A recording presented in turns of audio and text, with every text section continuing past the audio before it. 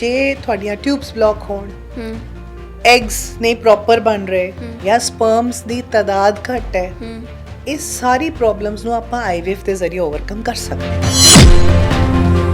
Eggs ਨੂੰ stimulate ਕਰਦੇ ਆ ਓਵਰੀਜ਼ ਨੂੰ ਤੇ ਐਗਸ ਨੂੰ ਸਰੀਰ ਤੋਂ ਬਾਹਰ ਕੱਢ ਕੇ ਇੱਕ ਇੱਕ ਐਗ ਨੂੰ ਫਰਟੀਲਾਈਜ਼ ਕਰਕੇ ਭਰੂਣ ਬਣਾ ਕੇ ਫਿਰ ਲੇਡੀ ਦੇ ਯੂਟਰਸ ਵਿੱਚ ਰੱਖਦੇ ਆ, ਰਾਈਟ। ਇੱਕ ਕਪਲ ਦਾ ਇੱਕ ਟਾਈਮ IVF ਕਰਦੇ ਆ ਤੇ 40 to 50% ਚਾਂਸ ਹੈ ਉਹ ਫਰਸਟ ਗੋ ਚ ਕਨਸੀਵ ਕਰ ਜਾਏਗਾ, but chances of success also depend on ਕਿ ਅੰਡਰਲਾਈਨ ਪ੍ਰੋਬਲਮ ਕੀ ਹੈ। ਟਰਾਈ ਕਰਦੇ ਉਹਨਾਂ ਨੂੰ 5 ਸਾਲ ਹੋ ਗਏ, 10 ਸਾਲ ਹੋ ਗਏ, ਬੇਬੀ ਨਹੀਂ ਹੋ ਰਿਹਾ, ਐਂਡ ਦੇ ask me about IVF and I tell them 40 to 50% and they look at my face. IVF ਦੇ ਮਤਲਬ ਉਹਦੇ ਸਕਸੈਸ ਦੇ ਕਿੰਨੇ ਚਾਂਸਸ ਰਹਿੰਦੇ ਕਪਲ ਦੇ ਵਿੱਚ? This is again something ਜਿਹੜਾ ਲੋਕਾਂ ਨੂੰ ਸਮਝਣ ਦੀ ਬਹੁਤ ਲੋੜ ਹੈ।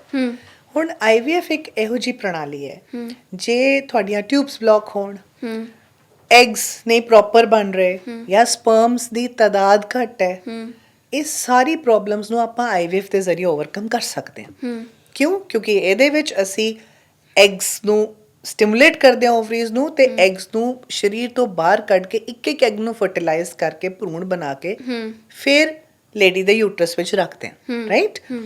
ਹੁਣ ਤੁਸੀਂ ਨੇਚਰ 'ਚ ਇੰਨੀ ਇੰਟਰਫੇਰੈਂਸ ਕਰ ਸਕਦੇ ਹੋ ਕਿ ਇਹ ਸਾਰੀ ਪ੍ਰਣਾਲੀ ਜਿਹੜੀ ਪਹਿਲਾਂ ਨੈਚੁਰਲੀ ਹੁੰਦੀ ਸੀ, ਹੁਣ ਤੁਸੀਂ ਡਾਕਟਰੀ ਸਹਾਇਤਾ ਦੇ ਨਾਲ ਕਰ ਸਕਦੇ ਹੋ। ਇਹਨੂੰ ਅਸੀਂ ਕਹਿੰਦੇ ਆ ਅਸਿਸਟਡ ਰੀਪਰੋਡਕਸ਼ਨ।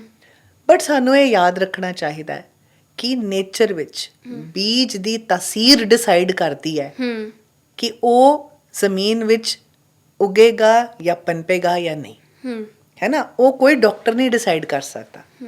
ਇਸੇ ਕਰਕੇ ਜਿੰਨੇ ਅਸਿਸਟਡ ਰੀਪਰੋਡਕਟਿਵ ਟੈਕਨੀਕਸ ਹੈ, they have a failure rate. ਕੁਝ ਵੀ 100% ਲੋਕੀ ਮੈਨੂੰ ਪੁੱਛਦੇ ਹੈ, ਡਾਕਟਰ ਸਾਹਿਬ ਤੁਸੀਂ IVF ਕਰਤਾ, ਤੁਸੀਂ ਬੇਬੀ ਬਣਾ ਕੇ ਰੱਖਦਾ, ਫਿਰ ਵੀ ਪ੍ਰੈਗਨੈਂਸੀ ਨਹੀਂ ਹੋਈ, ਹੈ ਨਾ।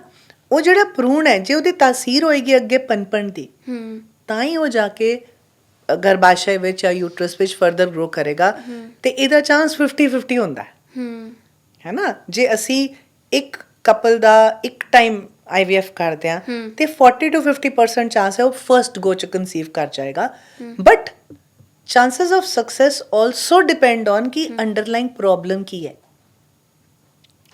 If somebody has very poor egg quality, ਉਹਦੇ chances ਹੋ ਸਕਦਾ 20% ਹੀ ਹੋਣ, ਹੈ ਨਾ। ਸੋ ਅਗੇਨ ਬਟ ਅਸੀਂ ਜੇ ਅਸੀਂ ਐਵਰੇਜਸ ਸਟੱਡੀ ਕਰੀਏ ਤੇ IVF ਬੈਸਟ ਤੋਂ ਬੈਸਟ ਸੈਂਟਰ 'ਚ ਵੀ ਜੇ ਤੁਸੀਂ ਕਰਾਉਂਦੇ ਹੋ ਤੇ ਤੁਹਾਡਾ take home baby rate, not pregnancy rate. Pregnancy rate is separate ਕਿ ਪ੍ਰੈਗਨੈਂਟ ਇੰਨੇ ਲੋਕੀ ਹੋ ਗਏ, ਉਹਨਾਂ ਚੋਂ ਕੁਝ ਮਿਸਕੈਰੀ ਵੀ ਕਰਦੇ ਆ, ਕੁਝ ਨੂੰ ਰਸਤੇ 'ਚ ਵੀ ਪ੍ਰੋਬਲਮਸ ਆਉਂਦੀਆਂ। 9 months pregnancy journey is 9 months।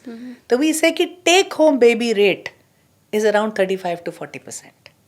ਮਤਲਬ ਕਿਤੇ ਨਾ ਕਿਤੇ ਅਗਰ ਕੋਈ ਕਰਵਾ ਵੀ ਰਿਹਾ IVF, ਫਿਰ ਉਹ ਬਾਅਦ ਵਿੱਚ ਕਿਵੇਂ ਰਹਿ ਰਿਹਾ ਹੈ ਨਾ, ਔਰ ਉਹਦਾ ਲਾਈਫ ਸਟਾਈਲ ਕਿਵੇਂ ਦਾ ਹੈ। ਸੋ ਮੈਨੀ ਪ੍ਰੈਗਨੈਂਸੀ ਵਿੱਚ ਸਭ ਤੋਂ ਵੱਡੀ ਚੀਜ਼ ਸਮਝਣ ਦੀ ਹੈ ਕਿ there are multiple variables, factors which can affect pregnancy at any stage.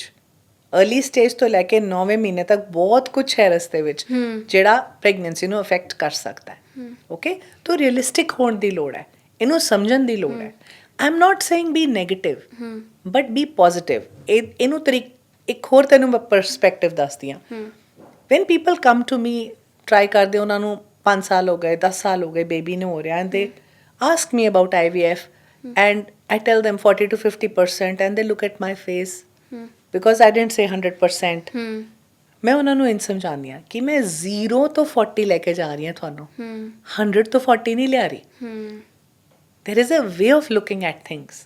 So a positive perspective is very important. Psychological counseling for a couple, very important.